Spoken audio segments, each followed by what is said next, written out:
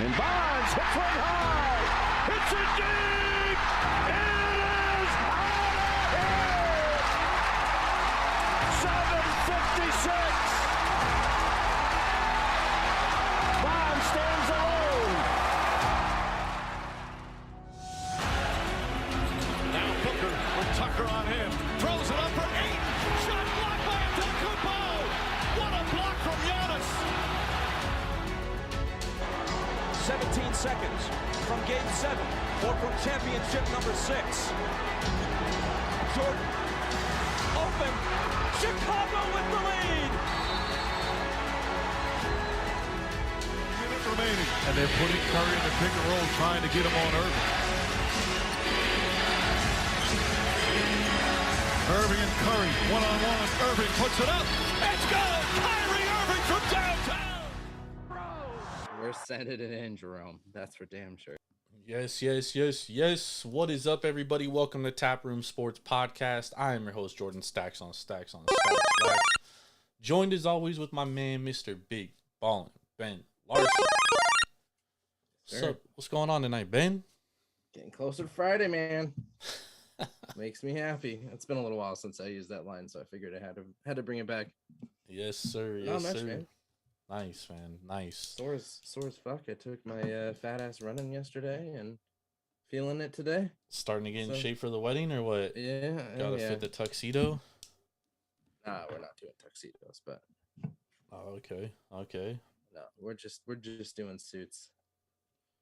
I'm not making everybody fucking rent a tuxedo. No, you're gonna be in dress pants and dress shirt, some fucking suspenders. All right, I dig it. We'll be classy and casual all at the same time. I dig it. Excited for the show tonight, Ben. Excited to be here. Got some MLB to talk about. Got some NFL to talk about. What are you sipping on before we get into the meat of the show? All right, so I'm going with Headlands Brewing Company, Point Bonita Pilsner. Nice. I've had Headlands before. I liked it a lot better last time. So this is out of Pittsburgh and Davis, California. 5.3%. Very. I guess it's a 38 IBU. I was gonna say it's a little high for a Pilsner, but it's about right around. You know, you're looking at 35 for most Pilsners. So it's very earthy. I don't remember it being this earthy, or I would not have gotten it. But hey, interesting. You gotta drink non-favorite beer sometimes. That is true. What are you drinking? I'm sipping on a whiskey and root beer. Oh, okay. Yeah, I'm switching it up tonight. Damn, I wish you would have told me. I could have joined you. Well, I don't have root beer, but yeah, you drink whiskey straight. I don't do the whiskey straight anymore. Oh, just put a little bit of ice on there. I don't even really like root beer, but whiskey and root beer together actually tastes pretty good. When we take our quick little break, I'll go around and grab a glass of ice so I can join you. Nice. Hell yeah. Looking forward to it. Man, so let's start off with Major League Baseball. We're only a couple weeks away from the playoffs here, Ben. I think we got how many games we got left? Well, we got about 10 games left. 10 to 12 depending on the teams. Yeah. In the AL, the only two teams that have clinched the playoffs is Baltimore and Tampa. In the NL, the only two teams that have not only clinched the playoffs, but they've also clinched their division is Atlanta and the Dodgers. Yeah. And with that being said, I mean both leagues, we have some playoff races getting down to the wire. Obviously, Minnesota is basically locked up their division. I think their magic number to win their division is like 1 or 2. Yeah. So that should be. Yeah, it's like two, I think it's 152 games, and they're up 8. Yeah, so 2 games. And then the AL West though, Ben, is getting pretty wild because Houston goes up, and then they just proceed to fucking lose like crazy. They lost 2 straight to Baltimore, and Monday we were all on Houston, which was like a perfect spot for them. I mean, we got a -150. It ended up closing like -188. and they lose. They throw it away in the ninth inning. Up 2, and Ryan Presley gives up a 3-run dinger to my guy Seti Mullins, and that's all she wrote there. Tonight, another good bounce back spot. You got Kyle Gibson on the mound, and then Baltimore didn't have any relievers, dude. They literally had to throw Flaherty, who's a starter, because they had no relievers fresh and available. Yep. And Houston couldn't do anything. And then Hunter Brown, I mean, the guy just continues to fucking get shelled, which was one of my biggest concerns going into the game.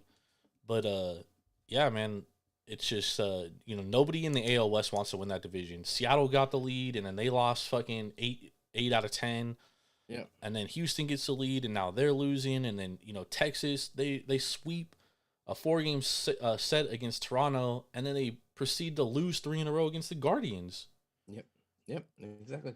It's like, and we're down to a half game for that division between 3 teams. You got Houston on top, and then you got Texas and Seattle right behind them. And Seattle has the toughest schedule remaining. Yeah. Of those teams. Yeah. But you know what? I'm looking at that because I think all 3 of these teams get in. I don't know, man, because all of a sudden Toronto, they've turned it back around, won 4 in a row, and they look a lot better. Yeah, but Toronto is so... Well, even then... Oh no, I guess one of those teams is going to be out. Yeah. Because either one of Seattle, Texas, Houston's winning their division, so they're going to get in, and then it's between Toronto, Seattle, and then it's between Toronto and then those 3 teams getting the final wild card. God, what happens if Houston doesn't make the playoffs? I mean, at this point, it wouldn't shock me, dude. Like, that team, the bullpen is not... Like, last year, that bullpen was unhittable. And now they can't even get outs, dude. They're, struggling to get outs. Well, because, I mean, when you don't have, your top 2 pitchers? Well, they saw Ryan Presley, who was, he was a shutdown closer last year. He had, like, a 1.8 ERA. This year, he has, like, a 4 ERA. Yeah, but they've got 2 starters that are injured? Yeah, they have 2 starters that are injured, but... they still have Framber Valdez. Yeah. You know what I mean? They still have Verlander. Those are inning eaters that, you don't have to rely on your bullpen as much if you have those 2 starters going, 7 innings, and an outing. Yeah. You can rest your relief a little bit more there. So, I mean, that's definitely a huge spot that could lose them to the division. And their bats are just so ice cold or flaming fucking hot. Yep. There's no happy medium there. It's either one or the other. And if they go on a cold spell right here at the end of the season, it could be it. Yeah, I mean, Yordan Alvarez comes into this series today. He led all of baseball in OPS in the month of September, and he's hitless against the Orioles. And thinking about, Seattle, if they have a tough schedule right now, but if they go into the playoffs on a winning streak from this tough schedule, like that could propel them at least into another round because they're used to playing these difficult teams in these really meaningful games. Yeah, but they got to win those games, Ben, because before the A's series they were struggling, and then it's like they get to play the A's and like, dude, it's the A's. Yeah. You know what I mean? Like they got swept by the Dodgers at home. Before that, they were 2-8 in their last 10. I mean, like before they came into this A's series. So it's like, yeah, it looks good, and they got the A's at the right time. You know what I mean? But the Rangers still get games against the A's, and I think Houston also has 3 or 4 games left against the A's. It's not, I don't believe. Texas does, though. Texas does. I think Texas actually has like 6 or 7 left against the A's. Texas has 7 against Seattle. Oh yeah, that's right. 7 against the A's. Yeah. Texas. I mean, I guess it would be easier for me to just go to the A's schedule, but let's see. Texas has. The Rangers have 9 games left, right? No, they have 11 games left. They have. So Texas has 1 more against Boston, 7 against Seattle, and 3 against the Angels. Also, they don't even have the A's. No. They get the Angels. Yep. That's the thing with more that news Texas came out Seattle today. series, Ben. Like one of those teams is not making the playoffs, in my opinion. Yeah. Yep. Let's see. The easier way of going is just to the A schedule here and see who they have left. Nobody. They have 4 games. So 1 more game against Seattle, 4 games against Detroit, 3 games against Minnesota, and 3 games against the Angels. Okay. Who does Houston have left on their schedule? Houston has. I thought one of those teams had fucking a grip of games against the A's. Oh. Because I know Baltimore, I'm pretty sure they still have a series against Toronto, too. Yes, I believe they do. And the Yankees. Baltimore has the Yankees. Houston has 3 against, so 1 more against Baltimore, 3 against Kansas City, 3 against Seattle, and 3 against the Diamondbacks. Damn, they got a pretty tough schedule. Let's see, Toronto. Diamondbacks are playing good right now, too. 4 straight. Yeah, but end of the year, I don't know if that series is gonna matter there. You can basically pack your sorry ass Giants up, though. I don't disagree with there. Okay, so Toronto has 5 more against the Yankees and 5 against Tampa Bay. Sorry, 6 against Tampa Bay. Interesting. That Yankees series, I mean, the Yankees kind of like packed it up a little bit. Yeah. It's like I was talking to AK, like, you know, the most dangerous teams in September are the teams fighting for a playoff spot, but also the teams that have nothing to play for. Yep. Where you've got guys coming up to try to ball out, make that team next year. And it also, like, it's satisfying, too, to, like, you know, end a team season. Yep. Like, if I'm not going to be in the playoffs, you're not going to be in the playoffs. You know what I mean? So I feel like that's kind of how some of these teams kind of get down. And, you know, but then on the flip side, like, you know, you look at the Washington Nationals, they're 3-7 in their last 10. That's one of those young teams. I think they've just kind of like, I think they kind of just hit a wall and they're kind of just like cooked. The Padres, I mean, dude, they waited till the end of the season to actually start winning ball games. They won 6 in a row. Zero fucking sense, but dude, how funny would it be if they like win out and somehow make the fucking playoffs? Because I mean, the Cubs are like, dude, they're struggling, bro. The Cubs 3-7 in their last 10.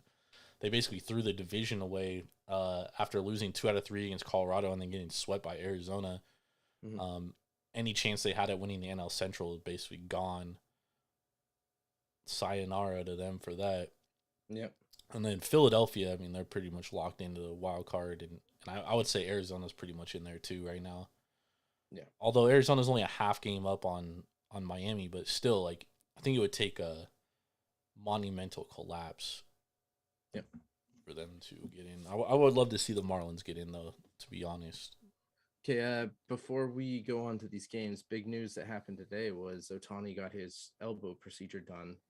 Yep. Announced that he will be playing next year, but batting only. Yep. Are we going to get a single-year contract for him to try out a team? I think one of 2 things are going to happen. We kind of talked about this earlier in the season. I think either he signs a 1-year deal or he signs like a 3 or 4-year deal with an opt-out after the 2nd year. Okay. So he can pitch that 2nd year, and if he looks really good, he can enter the free agent market and, you know, test free agency again. Huge fucking deal. Yep. Yeah. But you still have that 3rd year to bank on in case, you know, you kind of struggle or maybe he has a setback and he's not able to pitch that 2nd year. Mm-hmm. And then you have that 3rd year. Maybe he signs a 6-year deal with an opt-out after every year after the 2nd, 3rd, 4th, 5th year or so on. Because I know a team will be willing to do that in a contract, you know, knowing it's beneficial to not only the team, but it's also beneficial to Shohei. Because if you're the team, right, and you sign him to a deal and he, doesn't look good pitching, Ben, or he has like a major setback and he just will never be able to pitch again, Well, then you're not necessarily off the hook, but you're not paying him that money that you would have paid him as a hitter pitcher, right? Yeah. And then for Shohei, let's say he has, God forbid he has 2 bad years or he gets hurt or something, he could still opt in and get that money, right? Or if he looks really good, he opts out and enters free agency and enters the market again and sets the market for what he could have possibly gotten this year if he didn't get hurt. Yeah. I think that's the most logical thing. And I mean, I know teams will be willing to do it. I know the Yankees will be willing to do it. I know the Mets will be willing to do it. I know the Dodgers probably would be willing to do it. Giants. But now we're hearing reports too that, he doesn't care whether he plays on the East or West Coast. He's open to playing on the East Coast, which kind of opens up everything. Yeah. You know what I mean? Like everything we thought before is kind of out the window, which, I said it earlier in the season, Ben. I was like, all these rumors, they're just rumors. Nobody knows, in fact, what he's going to do except for the people close to him. And a lot of times these agents, they feed bullshit to people to see who is going to spill beans.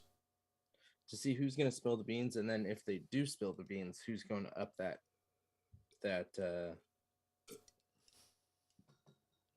contract. So they may be like, oh, well, this person says 100K or 100 million. But his agent can't talk to other teams until he's a free agent. And he's still technically not a free agent. Yeah. So the only thing his team can talk to, his representatives, is other agents or media people, right? Mm-hmm.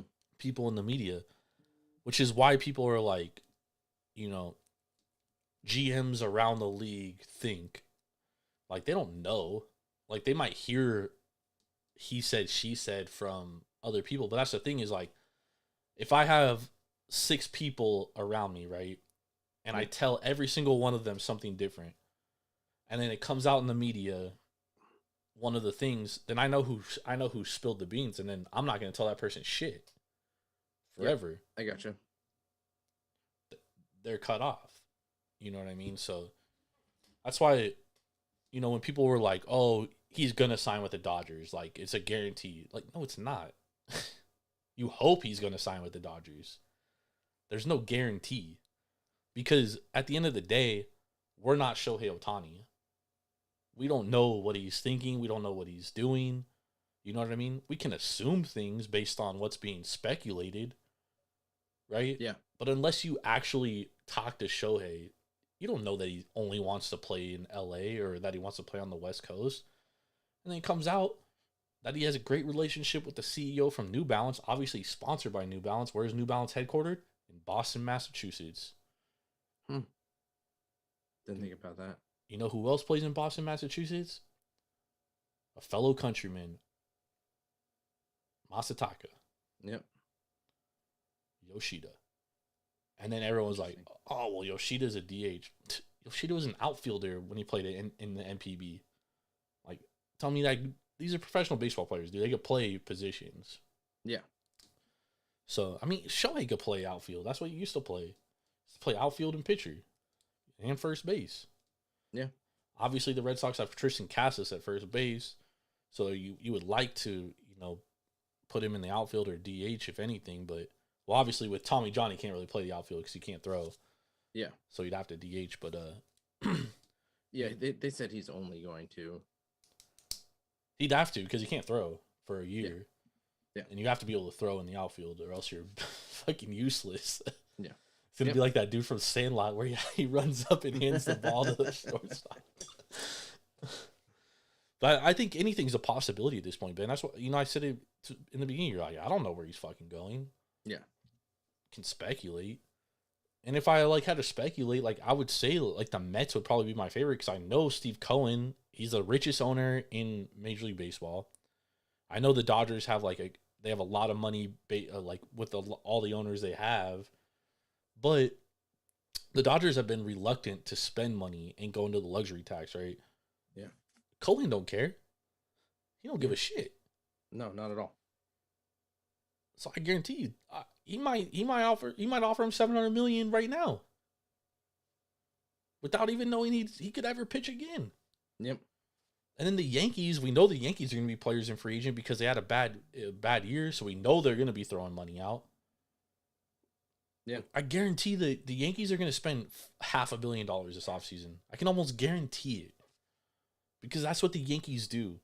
They have a bad season, and they overcompensate. They're going to make a run at Soto. They're going to make a run at Ohtani. They're going to make a run at Blake Snell.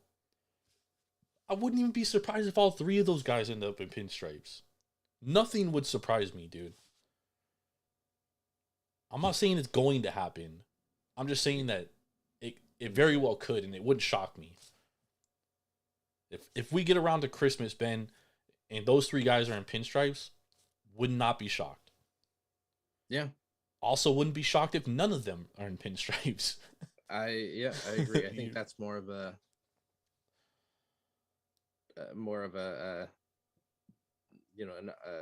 the correct answer there is that not a single one is going to. The Yankees are going to throw money out, though. That's the thing. And that's the thing about this whole situation, dude, is because we know Cohen's going to throw money. We know the Yankees are going to throw money.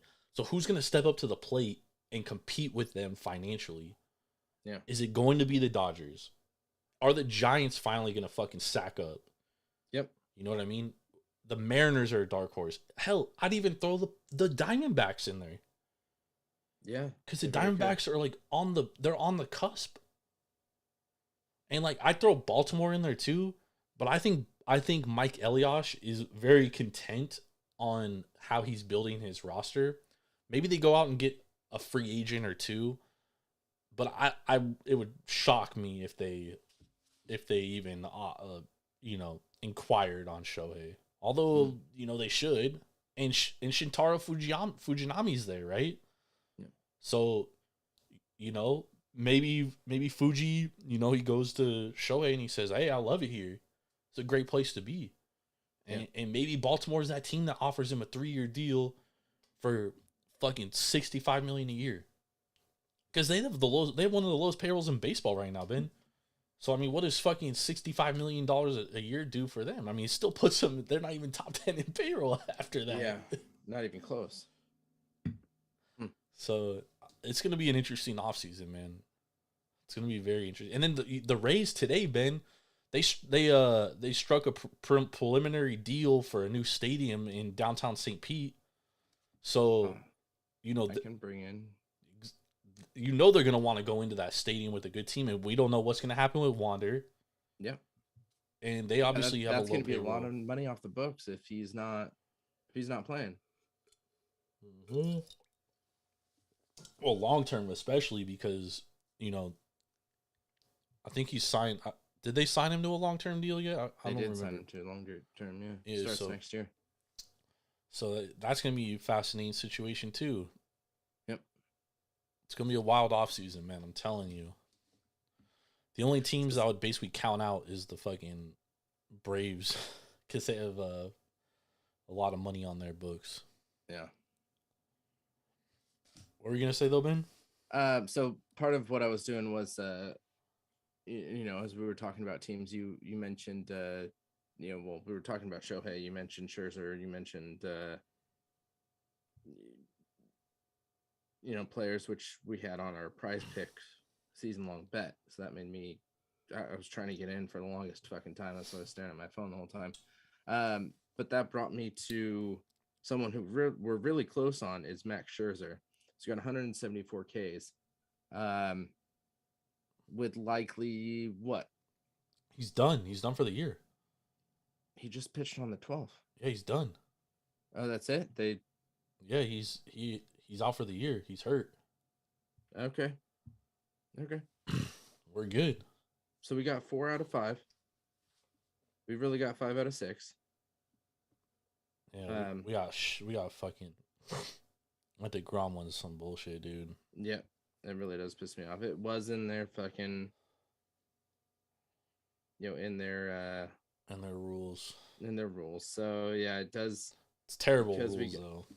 Yeah, 4 out of 5 only plays 2 times instead of that 10 times which we had. Terrible. Yeah. Still, fucking Jose Ramirez, dude. motherfucker can't get RBIs, but Josh Naylor right behind him has over 100. Yeah. Yeah. So that one's out. He's 78. He's got 78 right now. Hey, maybe he has a 98 and couple half. 4 home run games, dude, or 4 RBI Yeah, games. he's gonna have to hit 2 a game for the remainder of the year, but that's not happening.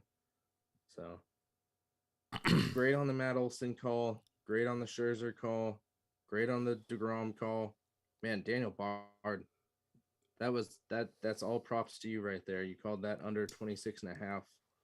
Well, I thought it was only going under because he was going to get traded, and he probably wouldn't have been a fucking closer. But he actually, he didn't really pitch at all this year. He was kind of hurt. Yep, And one save, and then Otani with 35 home runs. So yeah, we cashed that before the All-Star break. yeah, That was nice. yep. So good calls on that one. We'll do an NBA one too. Yeah. For NBA Get a hockey season. one in there too. Yeah. Hockey's starting pretty soon, yeah? Hockey is. They start before the NBA season. They do. Preseason is Already started, right? camps. Yeah, camp's going right now. Yeah, because I saw a video of fucking Bedard. The should be shark. The should be San Jose Shark, man. He should. Yep. Fucking But terrible. we know that the NHL draft is rigged. So. Oh yeah. I mean, this whole thing proved it. Dude goes to the biggest market team, shockingly. Yep. Who was in third place. Yep. Oh yeah, and the team that just had sexual harassment allegations. Yep.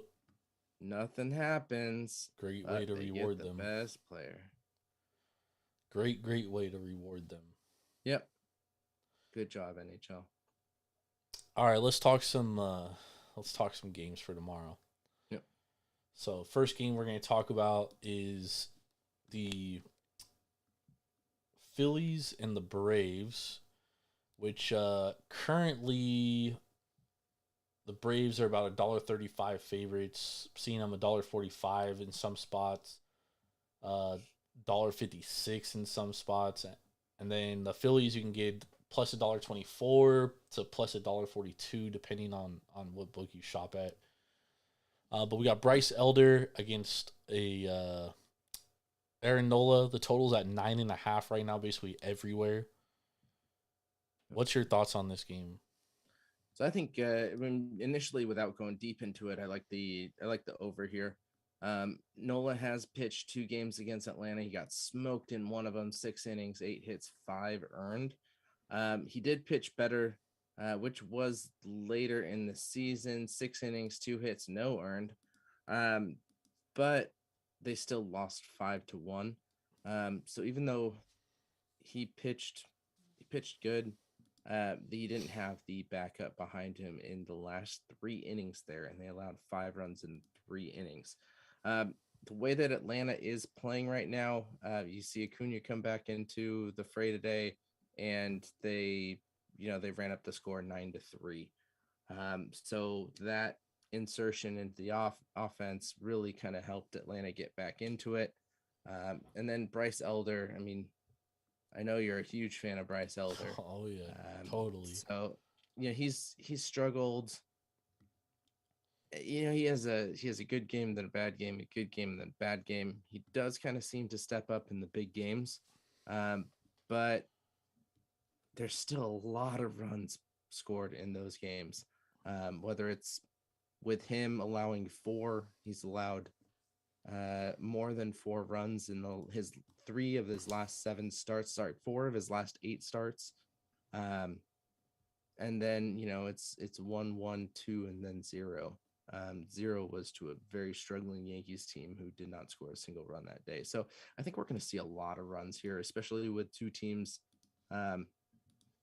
Atlanta is looking to stay hot and keep Philly out. Philly's looking to get that wild card spot. So see, but I like the Braves kind of like have everything wrapped up, dude. Like they have literally nothing to play for. Yeah. Well, they didn't have anything to play for today, too, and they still won handily. and scored 9 runs there. I mean, they lost Monday too. They did lost lose Monday, but Acuna wasn't in the lineup there. I just like, all right, so you look at Bryce Elder, he has a 2.99 ERA at home this season. He has a .90 WOBA at home. Since August 5th, though, 4.34 ERA, 4.56 xFIP, 4.82 Sierra. So he's getting rocked. However, at home, he's not, but he only has three starts at home in that time period. That's against the Yankees, the Mets, and the Pirates. Mm-hmm. So I don't know how much we could put into that. But he is better at home throughout the entire course of the season. That much is true. Mm-hmm. Has he faced the Phillies this year? He has faced the Phillies. And he went 7 innings, no earned. That was on June 22nd. Yeah. Has he faced them since that? No. Yeah. Nope. Yeah, I mean, I lean Braves here. I don't know if I'm willing to lay the lumber minus $1.45 or so.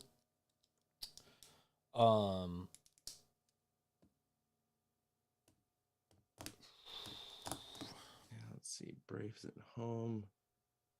Also hitting 278, 348 OBP, 511 slugging, and an 859 OPS. I mean, they rake everywhere, Ben. What's that? They rake everywhere.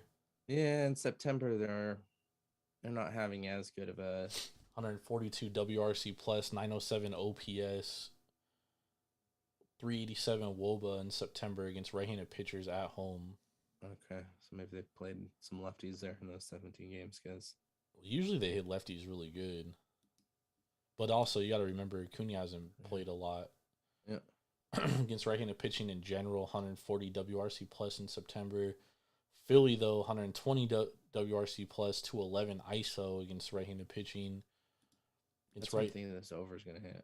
Against right-handed pitching on the road, too. Philly, 129 WRC plus, 222 ISO. So, yeah, I mean, I would definitely lean the over because, Bryce Elder, like we've seen regression coming from him, and it's still kind of due. Plus, the Phillies have something to play for, and they kind of shit the bed today, so I expect them to bounce back tomorrow.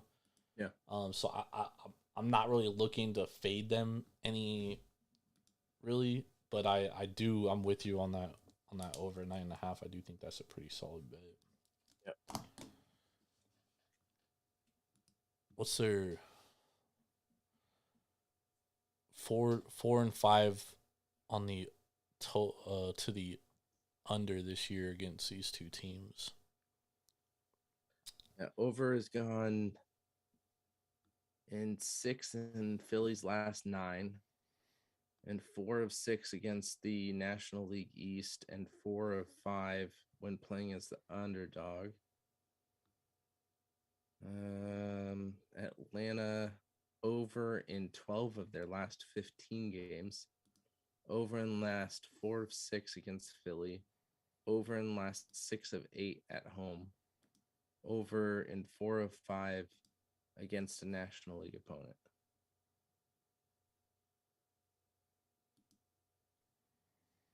Yeah, I kind of like that over. Yeah. I think it's going to move too. Let me see something here. What, up to 10? Yeah, I think it's going to get to 10 by the time it closes.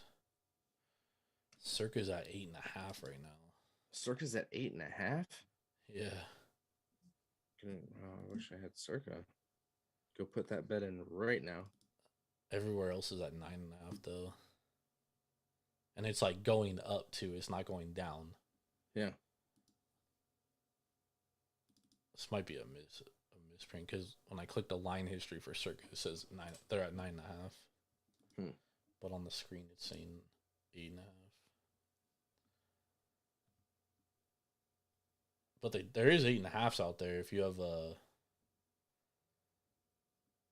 Caesars, New Jersey's at 8.5. That's like the only place that's at 8.5. You wager, a lot of these are offshore. Yeah. So Yeah, I mean, I dig that under a lot more than I dig I dig the over a lot more than I dig the under. That's for damn sure. Yeah. Philly though, 67 and 72 to the under this to the over this year. Far more unders. Hmm. Pretty crazy. Their average their total's 9.3. Atlanta's average total on the year 10.13. Yeah. See, is that? Let's see, Philly. Even playing Atlanta's team total might be a good bet, like 4.5. Oh wow, yeah. If it's out there. But it's not no one has it listed right now, but that might be a solid bet. But yeah, I definitely looking for that over, or even the first five over. First five over 4.5. Mm-hmm. Atlanta at home over is at 43. It's 43 and 30. Yeah, they rigged. Yeah. That away it's 41 and 34. So The only thing that does concern me though is that both these teams have pretty good bullpens. yeah, but did they just pitch today and yesterday? Since both of these games were pretty. Yeah, I mean Monday the Braves only threw two people. Okay. They only threw Michael Tonkin, and then that was the only reliever that pitched. So their bullpen's pretty fucking good to go. Phillies bullpen, they threw Covey, Soto, and Strom in game one. Pulling up game two. So game two, Philly pitched Sanchez, Lorenzen, Marte, Dominguez, and Covey. So Covey definitely not pitching Yeah. tomorrow, but he's like a long reliever. And then Atlanta pitched Strider, Minter, and Jimenez. Minter only went 18, Jimenez 10 pitches. So Yeah, I mean they got everyone available because Sunday nobody pitched. yeah. So they have a lot of fresh arms, so their bullpen's pretty fucking rested. Lorenzen pitched 37, Marte 33. On Monday? Tomorrow. No, today. Lorenzen pitched out of the bullpen? Lorenzen pitched third of an inning and pitched 37. Because he didn't start today, did he? No, Sanchez started. Yeah. Huh.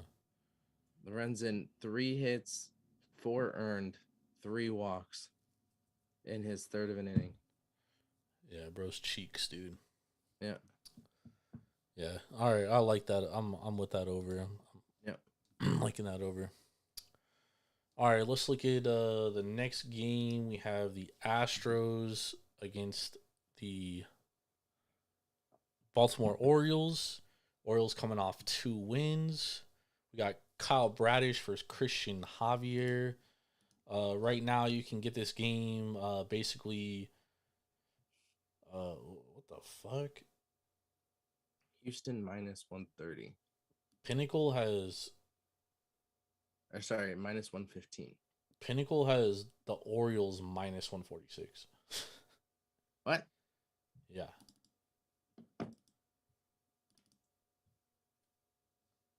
I can't be right. FanDuel has Houston minus $1.18, Baltimore plus even money. What do you think about this one? It's not up on. Yeah, Circa doesn't even have this game up right now. What's that? Circa doesn't even have this game up at all. It's off the board. Yeah. Which makes me wonder if Houston is actually going to pitch Christian Javier. Okay.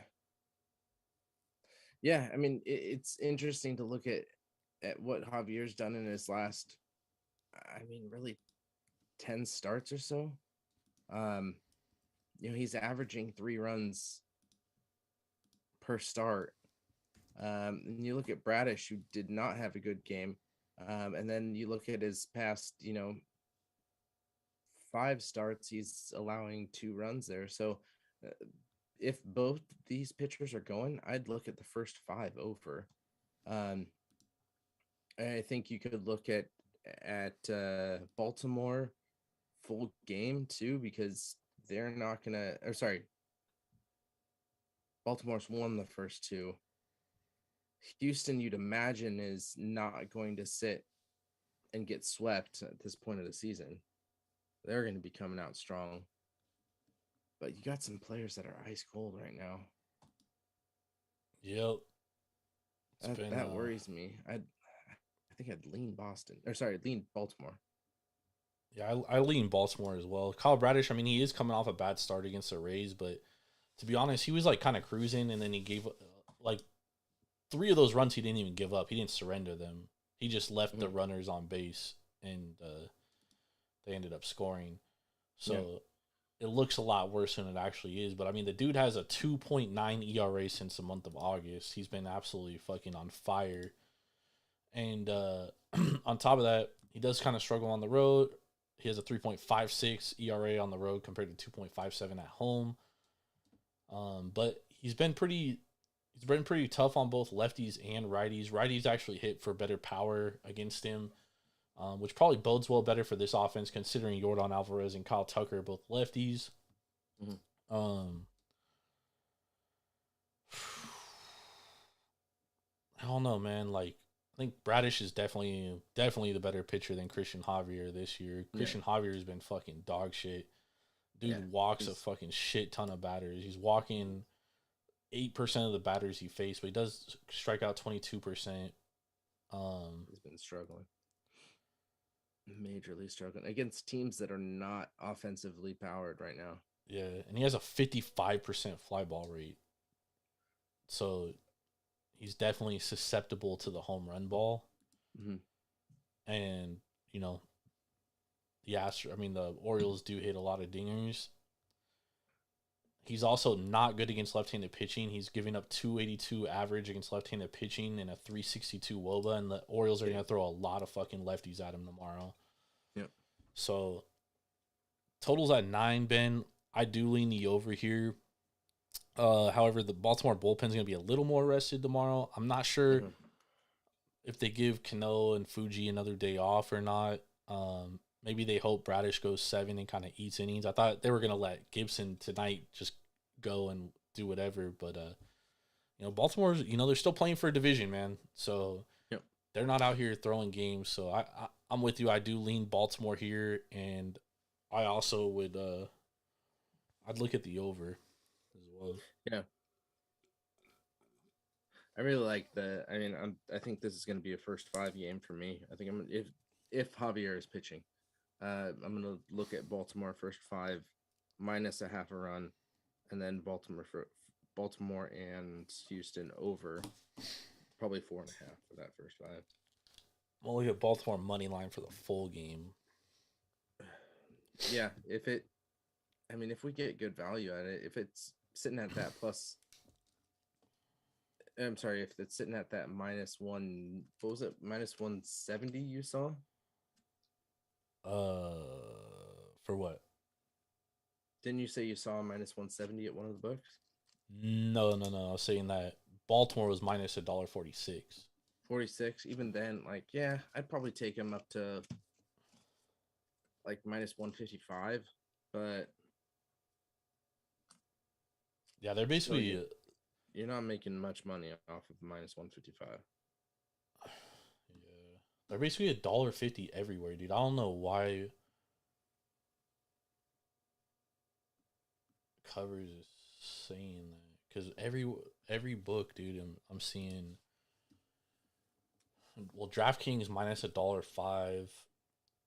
Yeah, it's all over the place, dude. I don't know how accurate this is right now. I think, and like I said, Circa's off the board, which usually speaks to things. Oddshark just moved. I refreshed the page from right before we started the podcast, and it's now went from plus 105 to plus 100. To Baltimore? Or? Yeah, Baltimore. It was -115 Houston. Now that dropped to -110, and then Baltimore went from plus 105 to plus 100 as the current money line consensus. Interesting. Yeah. Very, very interesting.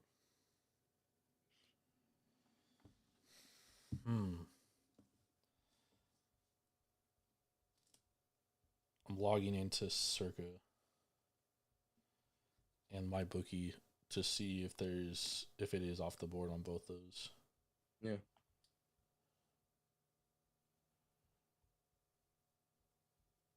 Let's see here.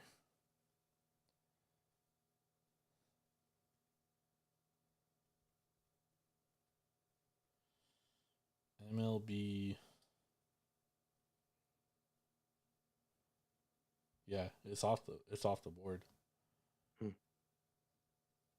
It's off the board at my bookie too. Interesting.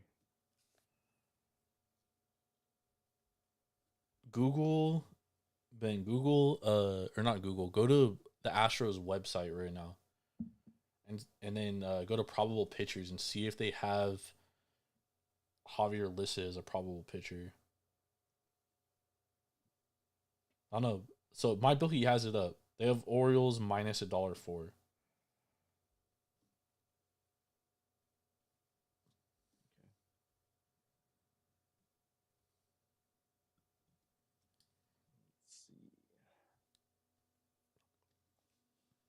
Astros. We go on MLB.com/Astros. Yes, I think that's right. Yeah. Circa has a total up for it though. Huh. Starting lineups. No, there should be schedule. There should be like a section that says probable pitchers. No, I see the schedule. Let's see if it comes up when I go to the schedule. What's mystery replica ring night? Shit. They must be winning then, huh? I bet. Probable pitchers, Bradish versus Javier. All right, so I mean they're listening Javier, so I would assume that's who's pitching. Yeah. In which case, I do like the Orioles money line. Yep. All right. Shall we take a quick break and then hop in here and talk some NFL? I'm gonna go get some ice so I can drink some bourbon. All right, we will be right back. Sports bettors, you need to download Sharps, the better social network. With Sharps mobile app, you can tail your friends' bets with one click. See a bet you like? Just click the whale tail icon and boom, it will open in your corresponding sportsbook. Sharps securely connects to major sportsbooks like FanDuel, MGM, Caesars, and more, so you can not only track your bets, but share your bets in creative ways. So gather the degens, download Sharps for free, and join our fast-growing sports betting community.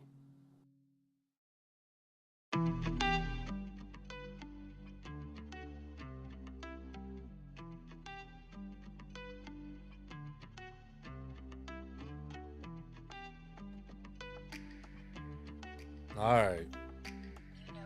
We're back. I'm back. We're just waiting for Ben here. And then we're going to be talking some NFL, but make sure y'all go to Sharps, download the app, SHARPZ. We're powered by Sharps. Use promo code JORD517. Become a better bettor by tracking all your bets. It's a great tool. Trust me, the best way to become a winning bettor at the end of the day is by knowing what you're good at betting and what you're not good at betting, so you can either work on what you're not good at betting or just not bet it at all, right? Discipline is key. And to be a disciplined bettor, it's very good to track your bets. So download Sharps, start tracking your bets, follow us, get y'all locked in, man.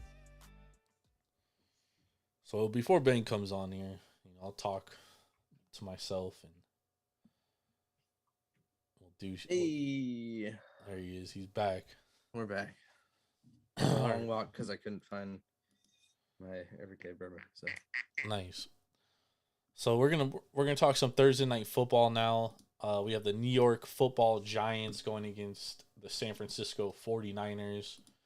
This game's currently at 10.5, basically everywhere. Obviously, the Niners are laying the 10.5. What's your thoughts on this game, Ben, as a Niners fan? What surprised me is it haven't Shit, really it's moved to 11 in some spots. Okay, I was gonna say what surprised me is it hasn't really moved. Well, part of that too is because now there's like rumors that Barkley might not miss time, and Yeah, I still don't think he's gonna play tomorrow. I also don't think Ayuk is gonna be in tomorrow. Or sorry, not tomorrow, but on Thursday. Ayuk dealing with what was it? I forget what he's Chest injury. Is that what it was? I believe so. The total is Yeah. 44.5 or 44 right now too, by the way. Yeah, 44.5. I see that as well. Yeah, so I definitely lean Niners here. His Ayuk's shoulder is a limited participant, so I think he can still play. I don't think he'll be as effective, but it doesn't really matter. There's so many options that the Niners have, and the way that the Giants have been playing offensively, they put up points last week to get the W, but it wasn't anything pretty against the Cardinals.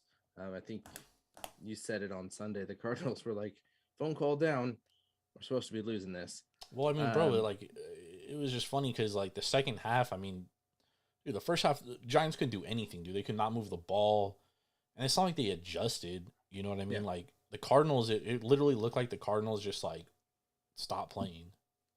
And I hate to say that because like I know the Cardinals like play hard and shit.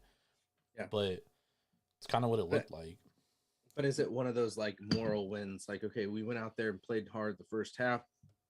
We were up. We, played really hard. We're up by a bunch. We could, if we finished this game, we could have won. But we want Caleb. So yeah, no, I mean that's good job. You would have won the whole game. Yeah, they're definitely not trying to win by any stretch of the imagination. Yeah, they're the fifth worst in points allowed in the NFL. So I mean, defensively, this team is struggling. I mean, when you get 40 points on against the Cowboys. Well, the Cowboys are good. What's that? Cowboys are good. Oh, absolutely. But that's kind of where I see The game happening with the Niners. I don't think it's going to be 40-0, but it could be. I mean, like, dude, the Giants' defensive line has not played good, and they're gonna have to play good against a good Niners team. The only thing that does kind of like concern me with like laying 10 points with the Niners is that it is a Thursday night game, and the teams don't really have like a ton of preparation. So like, this very well could kind of be a wing it game, and 10 points is a lot of fucking points, dude. 10 points is a lot of points. But the Giants are so bad. They are, but this is one that you can. This legit might be a Thursday night game that I have zero betting interest in, dude. This is one that I was saying like you could tease down with another play because you're passing the 7-point mark. Yeah, but I mean, in a 6-point teaser, you're only teasing the 4, which is still over a key number. So yeah, if you're teasing, you're passing one key number. I'm not worried about 4 points against the Giants. Yeah, but what if they do happen to only win by a field goal? I mean, it's the NFL, dude. Like I've seen crazier shit happen, bro. Benjamin, I've seen crazier shit happen. Remember, we have a decent backup QB this time, so. It's I have zero interest in betting this game. The total, because like you said, dude, like the Giants, I mean, they've given up fucking 71 points in 2 games, dude. They're giving up 35.5 points per game, and that's to the Cardinals are part of that. Yep.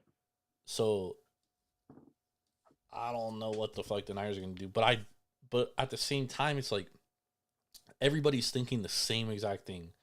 The Niners are such a better team. They're just going to mollywop the Giants, dude. But there's a good chance that the Niners... Who do the Niners have next week on their schedule? Niners have the Cardinals. Oh, shit, they're not overlooking the Giants or the Cardinals.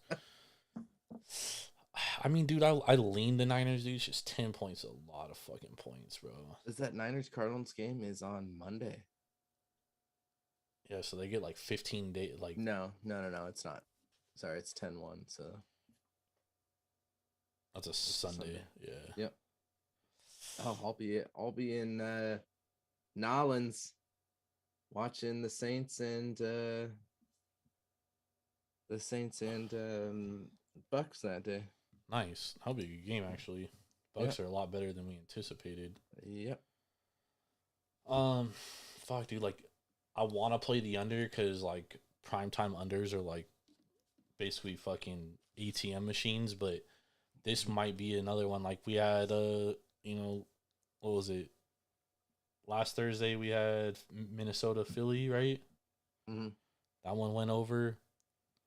This one might be another one that goes over and pretty easily, but it's in 35-14.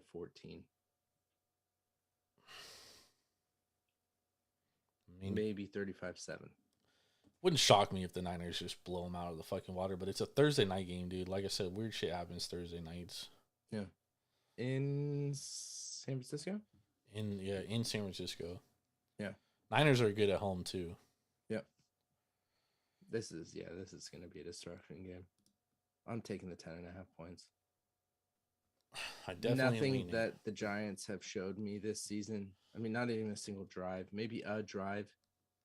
Didn't they get most of their points defensively against Cardinals? In that Nah, it was all on the offense. Third quarter, was it? It was all in like fucking chunk plays too. Yeah. I don't see anything stopping the Niners here. They're gonna be yeah, you might be right. 16-1. While you guys are all watching that game, I'll be watching Georgia State and Coastal Carolina on Thursday. You have fun with that. I just do like I lean the Niners, but I don't ever lay double digits, dude, in the NFL. So, and I don't want to take the 10 points either. Like I have zero interest in taking the points. I think this is one of those that even at like, Vegas should have them at 14-15. That's a lot in the NFL, dude. Yeah, but you look at what Kansas City has had, and I guess they've struggled to cover because teams come out and play hard against them. But if the Giants were going to come out and play hard against anybody, it was going to be the Cowboys, and they laid a fucking dud. They got murdered. Yep. Niners and Cowboys are at that same level in my book, and I don't know, Ben. I might play the under if it gets to like 45.5. I might play the under, but I just have zero interest in this game, dude. Yeah. I don't want to take the points. I don't want to lay the points. You just don't want to see a murder happen, so you're gonna watch the college game. I mean, I'll have it on, but I'll definitely be more tuned into the college game probably. Yeah. That'll be less of a fucking mollywhopping. What's the Coastal Carolina Georgia State game? That's a 6.5 Coastal Carolina. Yeah. So we'll see. We'll see what happens in that game. Yeah. It'll be interesting. We'll see. Mollywop. I mean, you very well could be right, dude, which is why I don't want to take the 10 points. Yeah.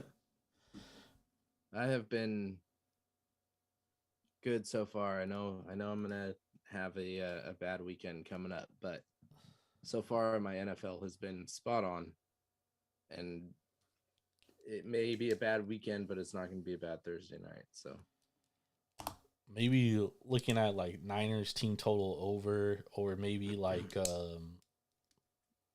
Do we have a Niners team total over? Or is that going to come out the day of? Let's see. Home team total 27.5. Ooh, shit. What's the team total for the Giants? 16.5. I'm going over Niners, under Giants. But 27-16 is 43. What's the over for the game? 45.5. 45, 45.5. There's some 44.5s out there.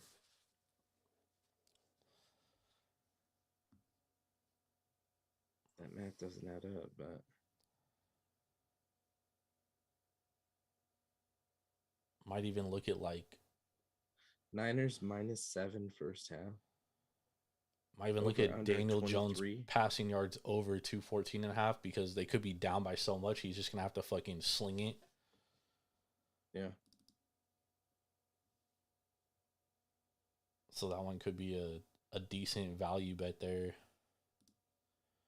First half team total, Giants 7.5. Niners 14.5. But Niners are okay. Niners are -7. Yeah, maybe even looking at the Niners first half, dude. I mean, that might be another good way to play this game. It's like you definitely learned something about the Niners offense against the Rams. But do the Niners adjust to the way that the Rams played? Well, the other thing is that teams now know how to play the Niners. Well, the other thing is the Niners and the Rams know each other very well. Yeah. Those two head coaches, Sean McVay and Kyle Shanahan, know each other very, very well. Very well, yeah. So that's one thing. Maybe looking at Daniel Jones over completions, 19.5, because if they're down, they're gonna have to throw it. Throwing the ball, yeah. So that honestly, that might be like the two bets I would make is like Daniel Jones over yards and Daniel Jones over completions. You could find Daniel Jones over 19.5 completions right now around -140, which I think is a pretty solid bet. It's probably going to close at like 21.5. Yeah, I'd wait till it jumps to... I don't want it to jump. I want to know. But -140? If you get it to jump, then you're sitting at +100. Yeah, but then what if he only goes 20 of 40, 20 of 38? Yeah. You know?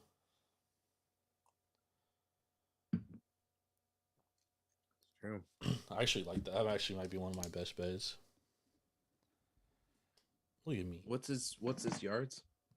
214.5. It opened at 211. You can find DraftKings has 213.5. FanDuel has 211.5 still, so you can still get 211.5. Oh. He had 104 yards in that Dallas game. I think he had like 320 against the Cardinals. Yeah, 320 against the Cardinals. And they were down. So he had to throw the whole fucking they were down in the Dallas game too.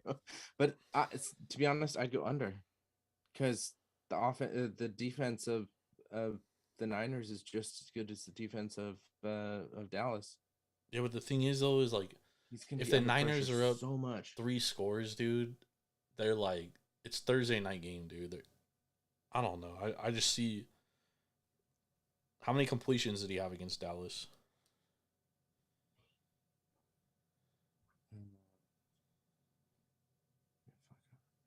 15. And then he had how many completions against the Cardinals? Like 24? 26. Yeah, I like that over. I'd go I think I'd go with that over the yards.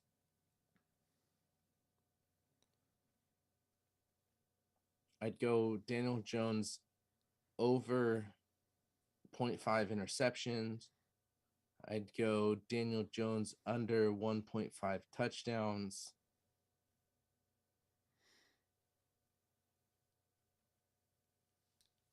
Team's not scoring much.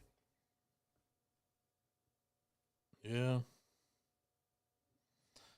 We'll see, Benjamin. It's like I only worry about that under for the whole game because the Niners are going to score 35 points.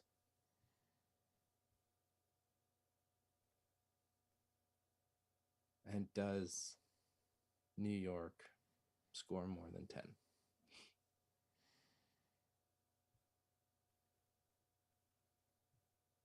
They probably will. Just because they're going to be down. Yeah. Yeah, I like that over. This game is dropped to -10. I might double up. Ooh, Ben is willing to fucking risk it all. All right, let's get some best bets, y'all. What do you got for us? Bang, bang, Niner gang. Oh. I know people fucking hate that shit. I'm kind of getting sick of it too. But I'm going to go San Francisco since it's at -10 right now. I'm going to go -10. It's a good round number 2 touchdown and field goal. You have the option of pushing, but I don't think this one's going to be anything close. So I'm going 2 units on it. Ooh, he's going 2 unit banger.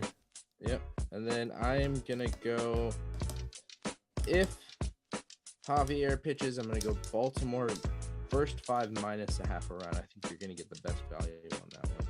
If value's not good on that, I'll go Baltimore first 5. Baltimore and Houston first 5 over 4.5. All right. I'm going Baltimore money line for the sweep. And then I'm going over 19.5 completions for Daniel Jones on Thursday night. Yep, I like that. I also took the over 9. I've already taken the over 9 in the Philly and Atlanta game. Nice. So I like it. I gotta wait for first 5s till tomorrow. Yeah, first 5s don't usually come up till 5 a.m. our time, 8 a.m. Eastern. Most books. All right, thank you everybody for joining us. Make sure to go to Sharps, SHARPZ, download it to your Apple iPhone or your Android, Google Pixel, whatever kind of phone you have. Go to the App Store, download it, use it to track your bets, become a better by tracking your bets, find out what you're good at betting, find out what you're bad at betting, get better at what you're bad at, or just don't bet it at all. Become a disciplined bettor by tracking your bets. It's a very smart thing to do. And you can also connect your books to your bets, which makes it a lot easier as well. So download Sharps, use promo code JORD517. Get locked in. I'll be back tomorrow night with AK. We'll be talking college football week 4 preview and picks. And then I will be back with Ben on Sunday. We'll be doing the NFL rundown, recapping NFL week 3. So definitely tune into that. Plus looking forward to Monday Night Football, which again, we have 2 games on Monday night this week as well. So looking forward to that. Why do we have 2 games? I like it. You don't like it? It's just more football. Because I gotta fucking switch back and forth. I don't have that fancy schmancy NFL network where I can watch multiple 4 games at once. Bro, you have a computer and you have a TV. You can watch one on the computer and one on the TV. Yeah, I guess I do have a fucking big ass. Smarter, not harder, dude. Fuck that. It's Monday. Nothing is smart on Monday. Smarter, not harder, Ben. All right, we appreciate y'all for locking in with us, man. We will catch y'all later. Have a blessed Wednesday. Let's get this money. Catch y'all later. Peace. Later.